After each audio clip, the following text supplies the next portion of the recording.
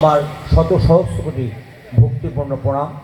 গুরুদেব যেখানে উপস্থিত, নিঃসন্দেহে আমি প্রত্যয়ের সাথে বিশ্বাস করি তার পার্শ্বর অন্যান্য দেবদেবীরাও এখানে উপস্থিত আছেন সূক্ষ্মদেহে। তাদের চরণেও আমার ভক্তিপূর্ণ শতকোটি প্রণাম।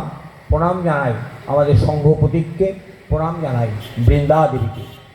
আমি প্রণাম জানাই আমাদের শ্রীগুরু সংঘের প্রবীণ সন্ন্যাসী এখানে উপস্থিত আছেন মহারাজকে। আমি প্রণাম জানাই মঞ্চে উপবিষ্ট অন্যান্য বক্তাগণ এবং আমার সামনে আমার সবচেয়ে প্রাণাধিক পরমাত্ম ভ্রাতা গুরু ভ্রাতাগণকে এবং গুরুদেবের সমস্ত আল্লাহনদীর মায়ের চরণের ধুলি আমি আমার কপালে লেপন করি। দেখুন, শ্রীগুরুর সঙ্গে আমরা তো আধ্যাত্মিক আলোচনা করব। গুরুদেব বললেন তিনি তখন তার গুরুর কাছে, তার গুরু নিশ্চয় একজন এখানে উপস্থিত আছেন, এটা আমাদের কাছে খুব আনন্দের।